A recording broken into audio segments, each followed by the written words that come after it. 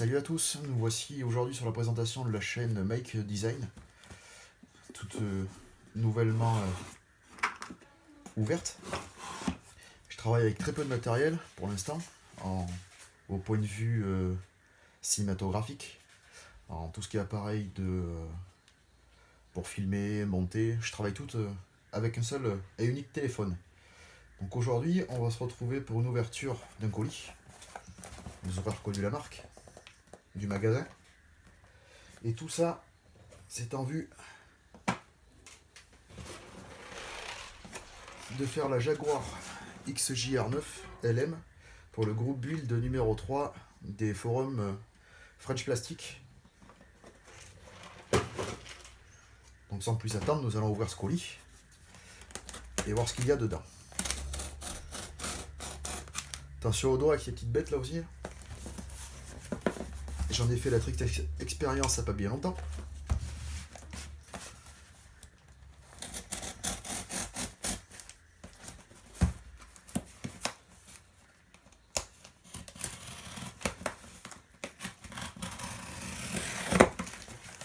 Alors, qu'est-ce qu'on a dedans?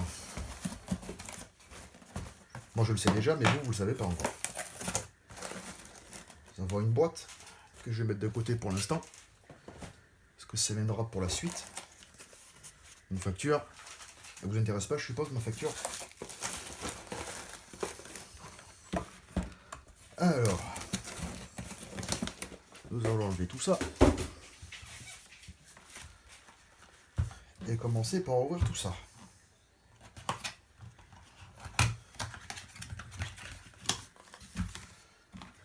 En voilà un. En voilà un deuxième.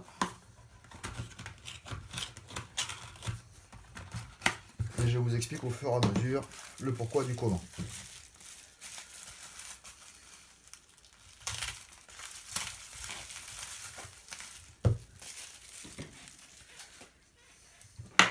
Alors de la peinture Tamiya et de la Mister Hobby. Vous allez me dire, il y a bien beaucoup de peinture pour une seule voiture. C'est un peu normal parce qu'il n'y en a pas que pour la voiture. Bon, une grande partie est pour la voiture. Ces couleurs là, c'est pas pour la voiture. Ça non plus. Ça non plus. Ça oui. Et ça non. La voiture, c'est une des premières que je vais faire. J'en ai déjà fait il y a très très longtemps. Et celle-là, c'est pour participer au concours entre copains. Et toutes ces peintures-là, je vais vous montrer pourquoi c'est faire.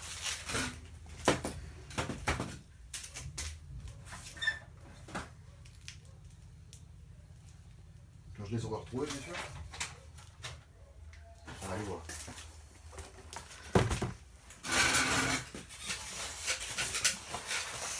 Ce sera pour assembler et peindre ces deux boîtes de figurines qui sont en vue d'un futur diorama sur la traversée des Ardennes, juste avant le conflit de la Seconde Guerre mondiale, pardon, avec un corps de ferme qui vient de chez Mini-Art. Et ce qui est bien dans la petite boîte, je vais vous le montrer. Encore des figurines au 1,48. Mais j'ai acheté cette boîte pas pour les figurines, pour ce qui se cache à l'intérieur. Et je vais vous montrer ça tout de suite. J'ai acheté il y a quelques temps déjà un B17G ou 1,48 de chez Monogram, une vieille boîte que j'ai commencé, je l'ai pas fini, il faudrait que je m'y mette plus sérieusement dessus. Et au 1,48, je vous laisse imaginer la taille, 70 cm de large par 60 cm de long. Et comme en même temps je fais partie d'un club de maquettes dans ma région, sur la commune de Tulle, j'ai décidé de faire un diorama pour ce B17 en vue des futures expositions, pour le Téléthon par exemple, duquel ils font partie, d'autres manifestations de ce type. Et pour faire ce diorama, je voulais des véhicules. une Jeep en l'occurrence, qui est quasiment introuvable au 1,48. Sauf dans cette boîte de personnages. Où c'est qu'on retrouve la Jeep bien cachée dedans. On va essayer d'ouvrir ça sans se faire mal, ce serait bien.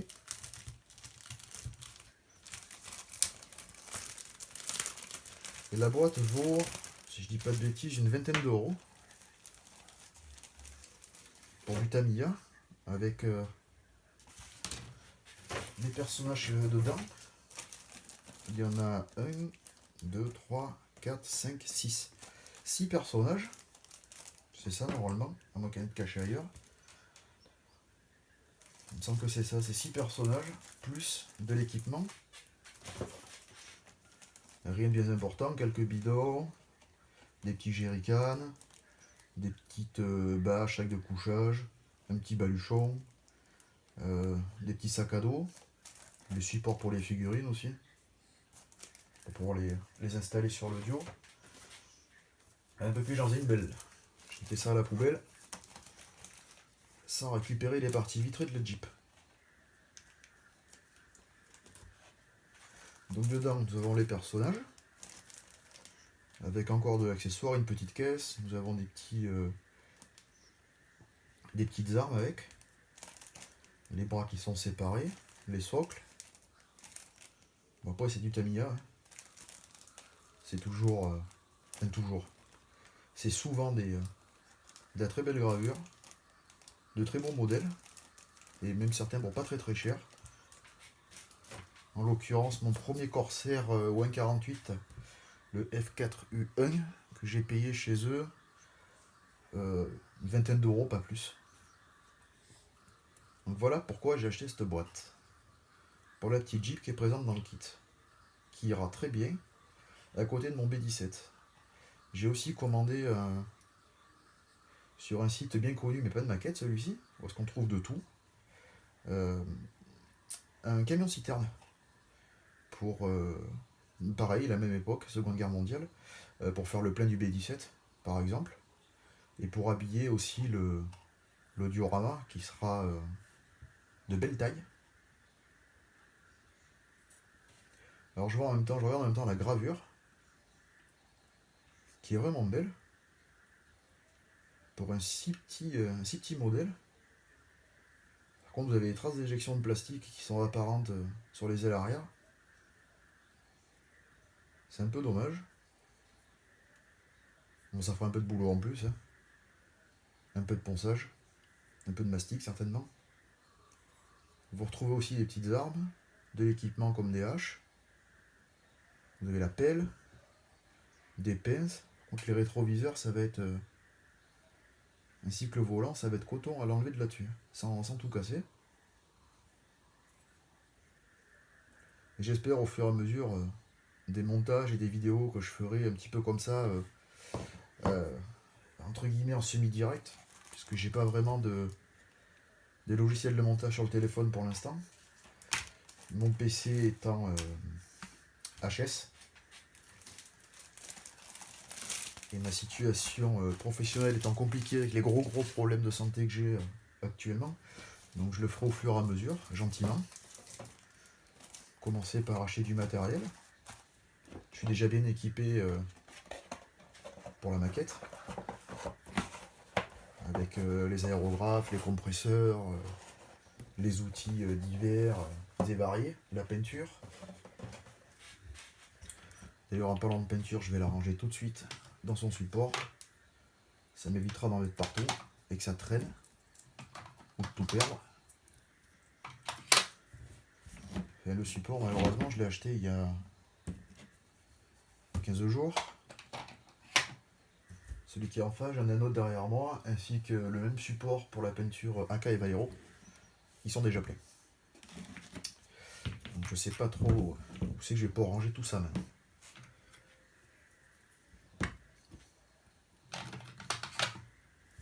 Bon, on va racheter d'autres supports et puis on va pousser les murs du bureau, qui est déjà bien garni en matériel. Parce que monte mes maquettes dans une pièce spécifique qui ne fait que que de la maquette, rien d'autre. Elle est destinée à ça. Et je le monte avec j'en monte avec ma compagne. J'ai de la chance d'avoir une compagne qui partage cette passion commune, ainsi que mes filles, qui je l'espère continueront avec le temps à monter des maquettes avec papa. Nous verrons ça avec le temps. Si elles continuent à aimer ça en grandissant et en vieillissant, ça m'étonnerait. La plus vieille est âgée de 10 ans. Donc je pense pas que ça dure longtemps monter les maquettes avec papa. Mais bon, on verra bien. Puis après, elles feront bien un peu ce qu'elles veulent.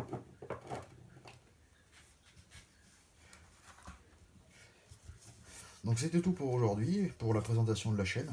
Déjà, Mike Design, qui j'essaierai de me montrer des montages assez régulièrement, avec en partenariat avec les copains des forums French Plastic.